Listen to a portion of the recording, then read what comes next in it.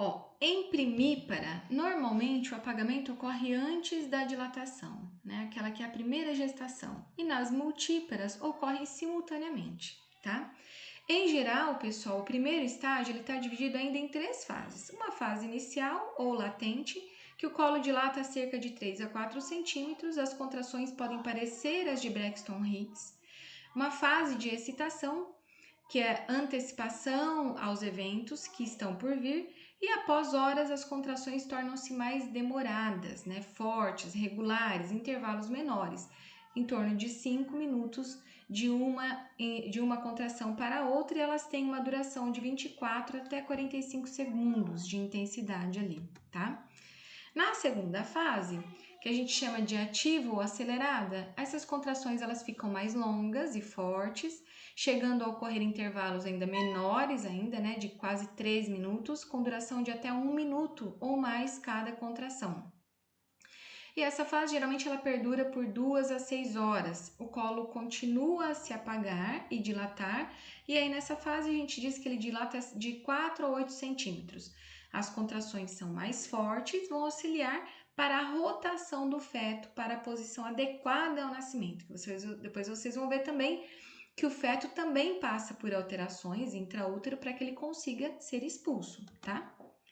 E a terceira fase dessa parte de dilatação e apagamento do colo do útero, né, que é a fase de transição, ou seja, a última fase do primeiro estágio de trabalho de parto. A dilatação da cervix está completa e o corpo materno faz a transição da dilatação do colo à expulsão do feto. Então, nessa fase, as contrações são muito mais fortes e eficazes, né, porque o objetivo da contração aqui é realmente expulsar esse feto por esse canal que se formou, com total dilatação da cérvice e apagamento do colo do útero, tá? Então aqui, ó, para vocês entenderem, né? Começa com a descida do bebê, do feto, né? O polo cefálico dele começa a fazer uma pressão no colo do útero. Isso daqui é o colo do útero, tá? E aí, com essa pressão, por ação também hormonal, principalmente ocitocina, começa então a ter a dilatação da cérvix. Olha, tá vendo que ela vai ficando mais larga, mais espessa? E o apagamento do útero, do colo do útero. Então, o colo do útero vai ficando mais curto e fino. Aqui a gente vê um colo do útero fechadinho e aqui, ó, já um colo do útero aparecendo já o polo cefálico do feto, tá? Porque ele já começou a dilatar e a gente já começa a sentir a palpação e até mesmo visualizar o polo cefálico do feto. Isso se o feto estiver numa apresentação cefálica, tá? Então, a dilatação do colo, ó, né? A gente diz a primeira fase cerca de 3 centímetros, né? Depois ele evolui para 7 centímetros e quando ele evolui totalmente para 10 centímetros, a gente, ao exame visual, só consegue enxergar a cabecinha do feto. A gente não consegue mais ver essa parte, ó, que é o colo do útero, tá bom? Eu trouxe aqui para vocês, nessa aula de hoje, um pouco diferente. Então, eu trouxe os planos de cuidado. Lembra que eu falei para vocês que em técnicas básicas, para os alunos que tiveram técnicas básicas comigo, que vocês vão ter que seguir 2 prescrições, não é? A prescrição médica e a prescrição do enfermeiro. E para o enfermeiro elaborar a sua prescrição, ou seja, o seu plano de cuidados, ele tem que fazer os diagnósticos de enfermagem. Então, em cima de cada problema apresentado pela gestante, ele vai traçar um diagnóstico e um plano de cuidado. Eu trouxe aqui alguns para vocês já irem se familiarizando.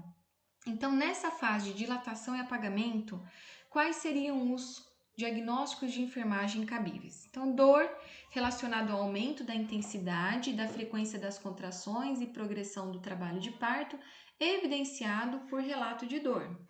Fadiga relacionada à lenta evolução de eventos diferentes do trabalho de parto, evidenciado por verbalização de falta de energia e sem alívio, tá?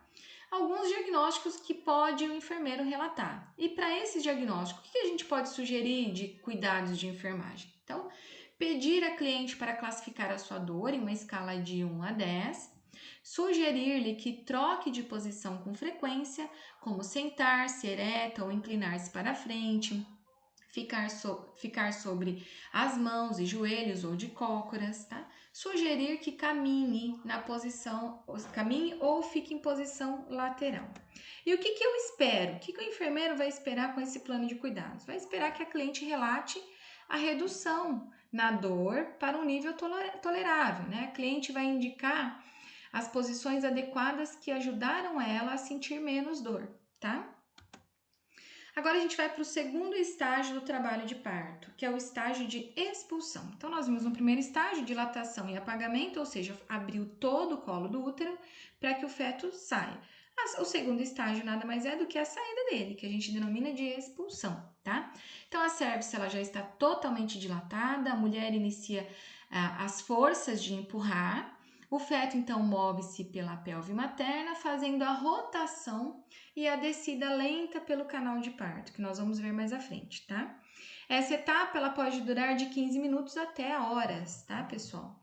Então, quando o feto alcança o períneo materno, as contrações são intensas e, em geral, elas são acompanhadas de ardência e de estiramento. O períneo começa a distender-se de modo visível, os grandes lábios se separam e a parte fetal de apresentação torna-se aos poucos visível. A cada contração, a cabeça do feto retrocede um pouco até a próxima, até que ocorra o coroamento e após a saída completa desse feto, tá? Vamos ver então aqui, ó.